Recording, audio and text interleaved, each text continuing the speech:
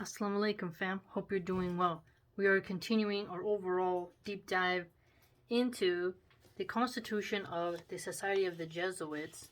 They call themselves the Society of Jesus. It's a Catholic order. And one reason why we want to dig into this is not only for theological understandings, but history, politics. There are a lot of American politicians who are members of the Jesuit order. So understanding this can also help us to see how they vote, why they vote the way they do, why do they behave the way they do. And a lot of people, I have noticed, speak about the Jesuits, but they know actually very, very little about the organization.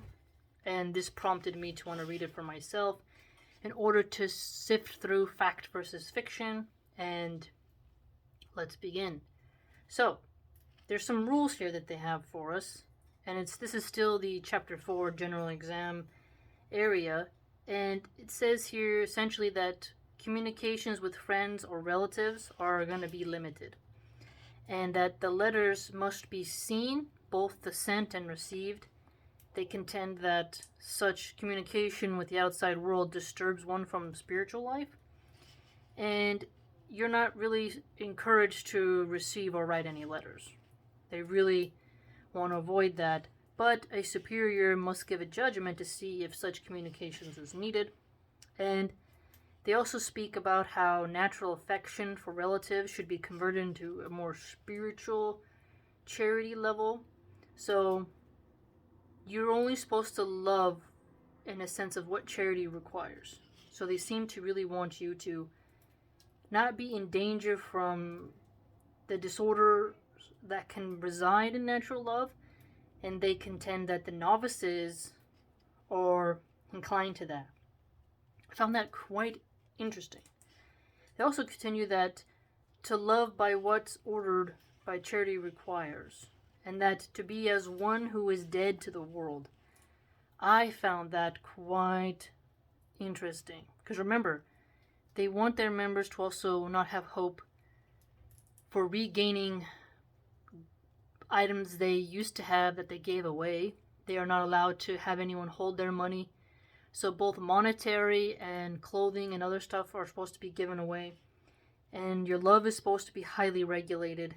And then they say here you are to be as one who is dead to the world.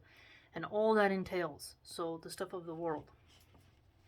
It reminded me of a lot of how we Muslims say that we are a traveler in this dunya, in this world. And then it also says to be dead to self-love, essentially. So you need to be not super into yourself and to vanity, is what I get from that. And you're supposed to live only for Christ, their Lord. Again, as a Muslim, you can see the little bit of, for us, it's like we live for Allah. They here go to Jesus. And they also contend that Christ should take the place of all things, both material and family. Okay? And I found this really just quite interesting, the way in which they went about it. Now, notice here, they have a Luke quote, 14:26. Luke 14:26. If any man comes to me without hating his father, mother, or even his own life, he cannot be my disciple. Luke 14:26. Now, some atheists who are friends with Christians get mad when the hadiths say that you should love the Prophet, peace be upon him, more than your family. But here you can see that Luke is putting Jesus in the same position here. And the fact that that Luke Bible citation is put here in the Constitution of the Jesuits shows that they really mean it when they say Jesus comes before your family. They're not joking. So when they tell you that Christ is going to take the place of some things, they believe it. And then they cite their Bible citation here. That's why it was really cool to read this for myself, because you're like, because if you ever get into a deep conversation with a Christian and they pick at certain things in Islam, you can be like, did you know it says this? And then be like, oh. Because some people, they don't actually read their Bible that often and they lose memory and they have to always recheck. But even cooler, if you meet a Jesuit and you have a very intense intellectual conversation. That's what I think. Okay. Oops, I need to put these papers upside down. Okay. So there's more here as well. So errors and defects. So they were concerned about people seeing your errors and defects that are known or noticed. And you're supposed to tell your superior about anything that is noticeable or known in your defects that that's going to be noticeable outside confession, because your confession is going to have your defects that are private, but you might have a certain ailment, inclination, mood that others might be aware of. And it says here, if that is the case, that you must be willing to aid in correcting and being corrected. So you have to constantly be rectifying your affairs. And then it says further, to manifest due love and charity to your fellows, to aid them in their spiritual life. So that's really essentially what you have to do. You're going to help others manifest that values of the order within themselves.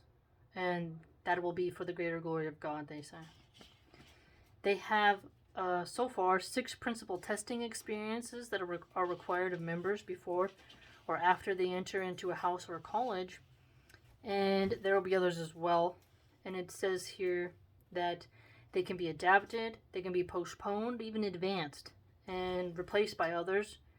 And they can also be according to the persons, places, times, and with their contingencies.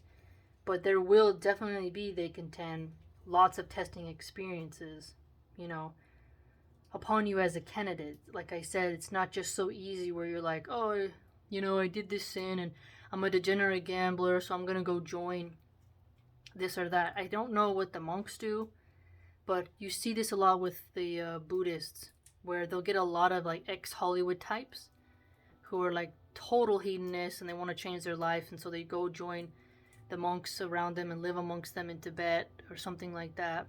But here, the orders are I believe, to be quite aware since the 15th century that they're not trying to take in, ex-criminals and, scammers and such. They actually want to find people who are ready to live through this.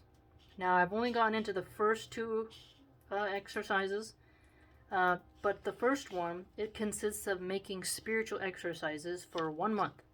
And what that means is you're going to examine your conscience, going to see who you are as a person, your weaknesses, your vulnerabilities, your things you have to fix, and you really need to think over your past, they say, your whole past. So you're going to be changing here, because when they say you're not going to be writing too many letters out, you're giving away your stuff, it's not a game to them. So you better look at that. And you have to also make a confession, they say, and that you have to meditate upon your sins. So not only are you looking at the past and doing confession and examining your conscience, but you're going to be doing, for a month, serious introspection. Serious introspection. And this is a very ample time for people to get serious, to rectify their affairs. And I thought that was very smart. They also require that you contemplate life, death, and resurrection. Now, I think about death often. When I first read Shakespeare's Hamlet, Hamlet has a point where he says to be or not to be. And I got this really cool skull, very pretty skull that's in my icon of my channel. And it has a bar of soap on top because I used to make soaps. I don't make them that much anymore. And has my painting palette because I used to paint this very impressionistic abstract art. And those are 3 things of my personality, and death is usually represented by a skull. I have tattoos of skulls, and death is something that everyone should think about. Because in today's age, you have the new age kind of weird people who only think about life in the positive way, and they never think about where they're going after. A lot of atheists have this sort of live your life, you only live once, and they don't think about that. But they go a bit farther here, the Catholics, when they say you need to also think about resurrection. We as Muslims have that. The day of judgment, the day of accounting. This, getting your record presented in your right hand, not your left. That to me is also helped me as well. So thinking of the life, past, present, and future, death, the inevitable, resurrection, also the inevitable. So this is a lot of weight upon one's mind, and you're going to be, really facing who you are. They really want you to face who you are. You're not going to be able to run away from the past or your own consciousness. They're going to really test your brain. And then, interestingly, they contend that one must contemplate the Ascension of Christ. I found that to be interesting. And you must pray vocally and mentally. Now, the second testing experience is to serve for a month in a hospital or hospitals. And you need to sleep there, take your meals there. One can also do several hours a day in one hospital and then another one. And you must help and serve both the sick and the well. And that you must serve with conformity regarding the orders and directions given to tend to the hospital patients. So that was totally unique. I've never heard of that before, but they really require their members to go around the sick. It's interesting because amongst the sick there's a bunch of disease, but they're not going to be like, get 6 feet away, or you should be segregated and you should have your life ended if you don't get this procedure. The Catholics, you'll give it to them, and the Christians, they really go around the lepers, as they say, sorry, the sick. They were very brave in that time period, and they used to really not be afraid, especially during the Black Death. A lot of priests would be brave and go to the house.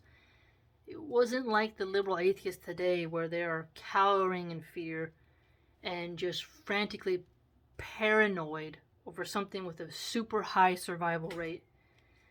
Extremely, thing that is not necessarily to be feared as much as other ailments.